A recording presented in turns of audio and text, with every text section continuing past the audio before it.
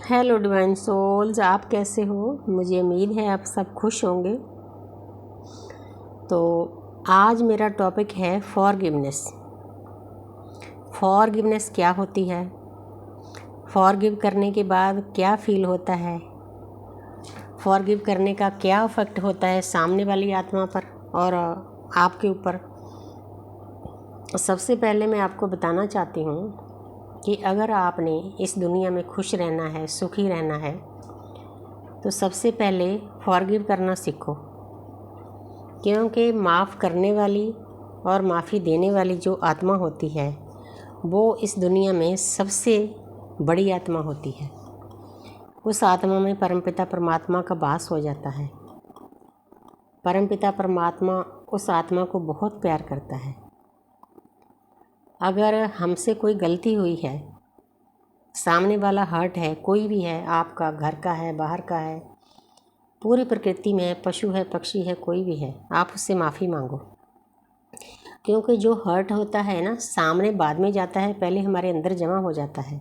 हमारे जो सूक्ष्म शरीर है ना, उनमें जमा होता है। हमारा कारण शरीर है, उसमें हमारे हर्ट, दुख, दर्द जमा होते हैं।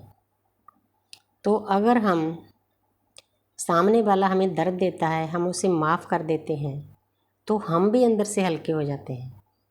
जो हमारे अंदर हर्ट पड़ा होता है वो बाहर निकल जाता है, हमारी ज़िंदगी आसान हो जाती है।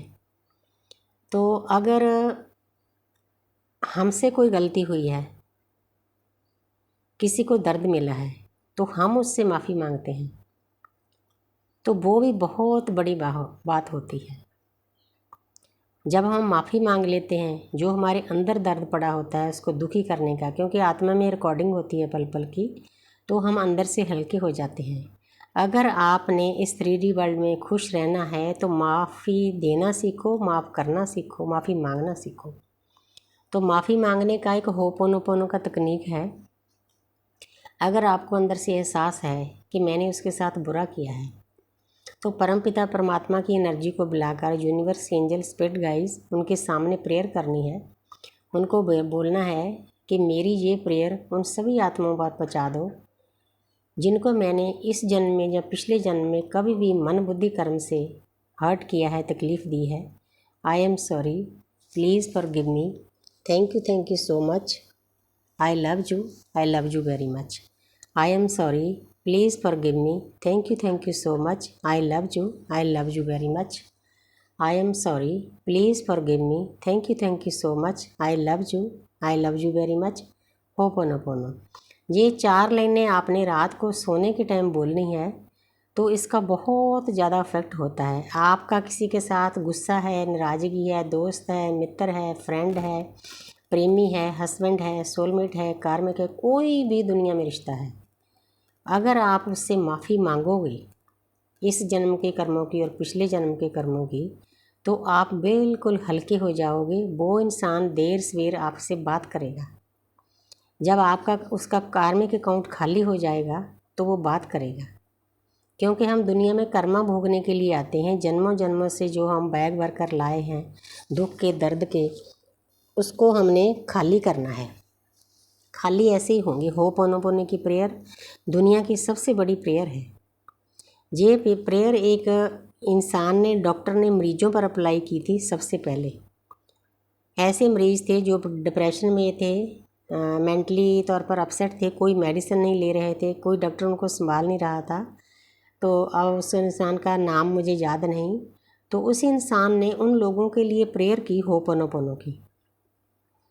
तो मतलब वो इतनी जल्दी ठीक होना शुरू हो गए, आस्ते आस्ते मेडिसिन लेना शुरू हो गए, बिल्कुल नॉर्मल इंसान बन गए। इस प्रेयर में इतनी ताकत है होपोनोपोनो में, ये कर्मों को काटती है। इसीलिए सभी को ये प्रेयर करनी चाहिए। क्योंकि हमारी आत्मा को पता होता है कि हमने किसी के साथ बुरा किया है या किसी ने हमारे साथ बुरा किया है। अगर किसी ने हमारे साथ बुरा किया है, उसको माफ़ कर दो।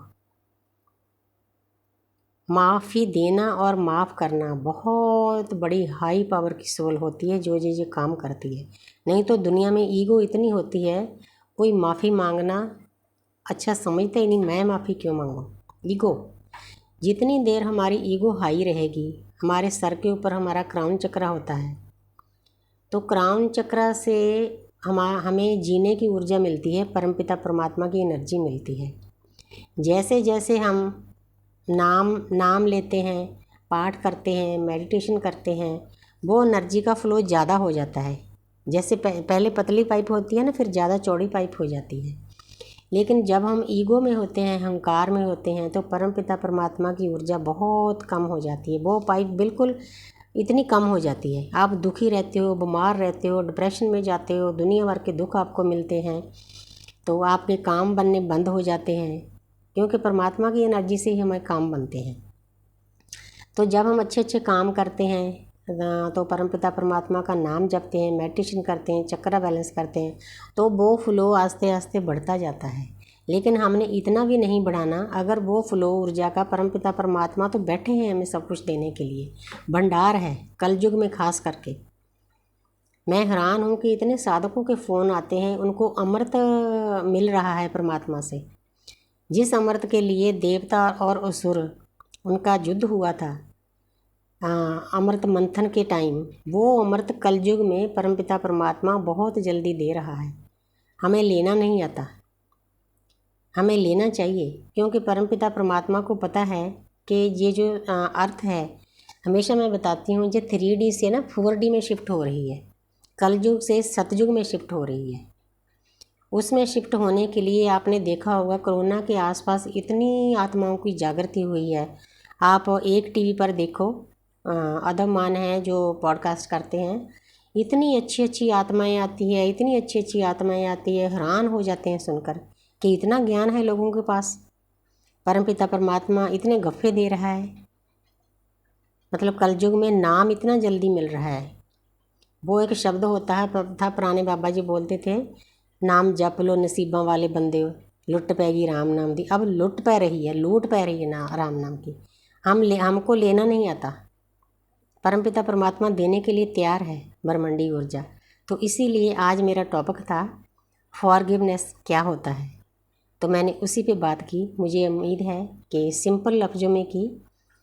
तो अगर आप मुझसे अरदास लेना चाहते हो, रीडिंग लेना चाहते हो, रेखी हीलिंग कराना चाहते हो, तो वो करवा सकते हो। तो मेरा नंबर है 9646966885। तो thank you universe, thank you angels, I love you my lovely souls.